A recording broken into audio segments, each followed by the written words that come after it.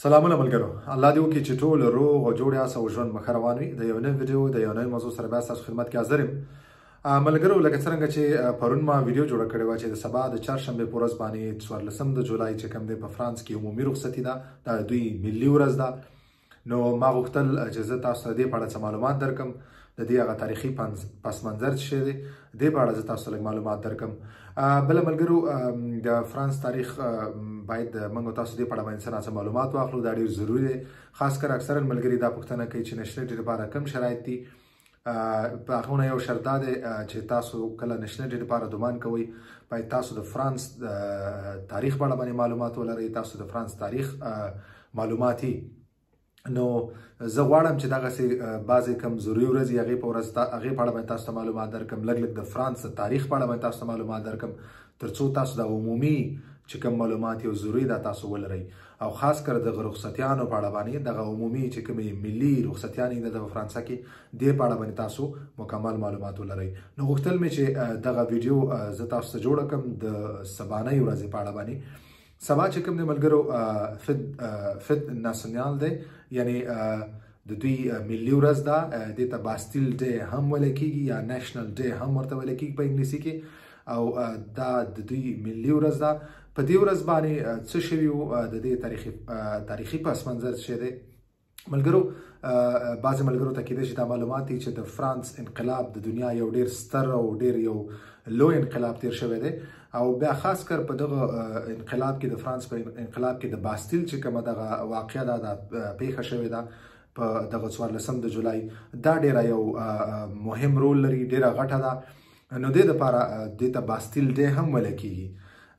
په دې ورځ باندې 14 د جولای 1991 په دې ورځ باندې چې کوم د باستیل په قلعه باندې خلک ورغلي وو او دوی پې حمله کړې وه. د باستیل قلعه چې کوم دی دا یو د دې په اړه به زه لږ یو څو خبرې ته اول وکړم. باستیل دا یو ډېره تاریخي قلعه ده، دا د فرانس په انقلاب کې، د فرانس په تاریخ کې ډېر یو او په جنګونو کې یو مهم رول لري. فرانسه کې چې کوم داخلي کوم مشکلات کوم جنجالونه راغلي په دې کې یو مهم رول لري.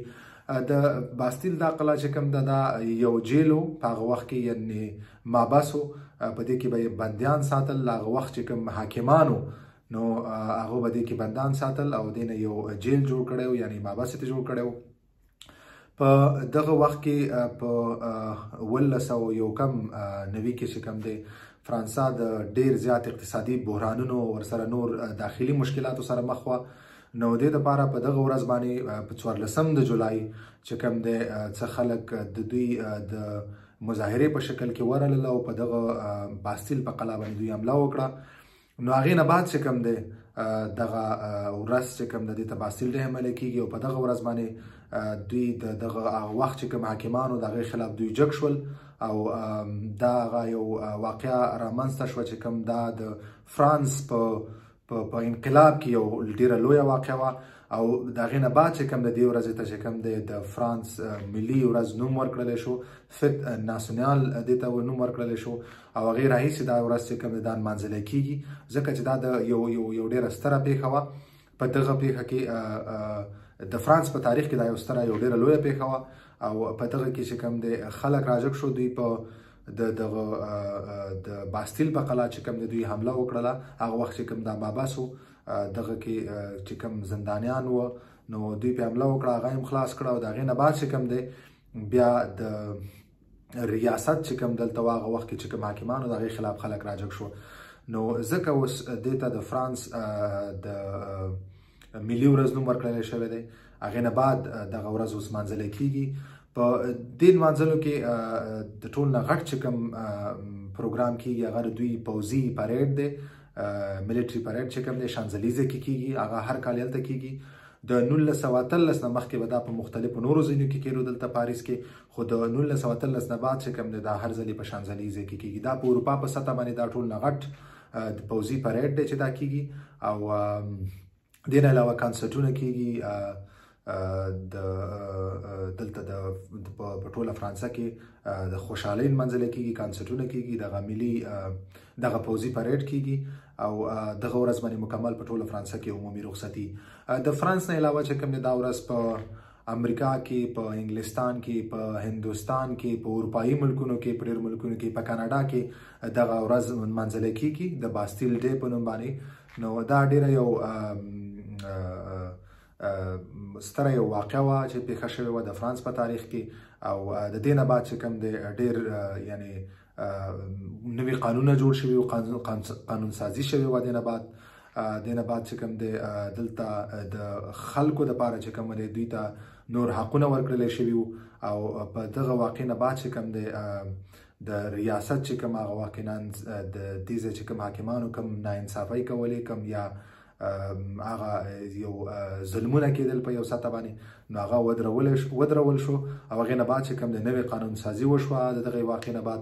نو ځکه دا د فرانس په تاریخ کې ډېره یو ستره یو غټه هغه واقع ده چې د دې سره دې واقع دلته تغییر راوستو بدلون یې راوستو په دې ټولنه کې په قانون سازۍ کې په ټول په دې نظام کې په دې سیستم کې. دې نه بعد چې کوم دی هغه تغییر راغی بدلون راغی. نو ځکه دا یو ملي ورځ په ډول منځل کیږي او یو عمومي رخصتي په دې ورځ باندې او دې ته د دوی ملي ورځ نېشنل ډے یا باستیل ډے هم ویل کیږي په انګلیسي کې یا فت ناسیونال ورته ویل کیږي په فرانسوي کې. نو سبا چې کوم دی بل دې نه علاوه لکه مخکې چې ما ویلي چې دوی په دې ورځ باندې به دوی د پوځي پریډ کیږي دې سره به کانسرټونه هلته کیږي. بل چې کوم دی آتشبازي کیږي خاص کر په ایفل ټاور کې چې تر څو دوی دا ورځ ونمانځي. نو دا د دوی هغه نمانځلو ډولونه دي په دې ورځ باندې. نو سبا چې کوم دی پوځي پریډ به کیږي دې نه علاوه کانسرټونه کیږي او هغې ورسره آتشبازي هم کیږي فایر ورکس ورته انګلیسي کې وایي آتشبازي نو هغه هم کیږي. نو دغه لږ څه ناڅه معلومات ما غوښتل چې تاسو سره شریک کړم. دې په اړه باندې ډېر زیات نور معلومات هم دي خو دا ویډیو بیا ډېره غټېږي. زه به انشاءالله وخت په وخت دغسې تاریخي معلومات تاسو در کوم چې کوم ډېر هغه اړین او ضروري معلومات دي تر څو دغه معلومات تاسو ولرئ دغه ستاسو په کار راتللی شي او باید چې موږ کله دلته ژوند کوو نو دې ځای په تاریخ هم باید موږ تاسو څه ناڅه مطالعه کوو څه ناڅه دې په اړه باندې موږ معلومات ولرو. لکه څرنګه چې په د ویډیو په سر کې ما یادونه وکړله خاص کر کله چې تاسو نیشنل ډے لپاره اپلای کوئ نو په نیشنل ډے کې چې کوم دی ستاسو انټیګریشن چې کوم دی یعنې تاسو د ټولنې کې څومره مدغم شوي دغه ستاسو کتلی کیږي او په مدغم کېدو کې چې کوم دی هغه باید تاسو د فرانس د تاریخ په اړه هم معلومات ولرئ د فرانس د کلتور په اړه هم معلومات ولرئ. نو دغسې به زه انشاءالله دې نه بعد کله ویډیوګانې د فرانس د تاریخ په اړه هم جوړوم څه نه څه معلومات به تاسو در کوم چې تر څو تاسو دغسې معلومات ولرئ.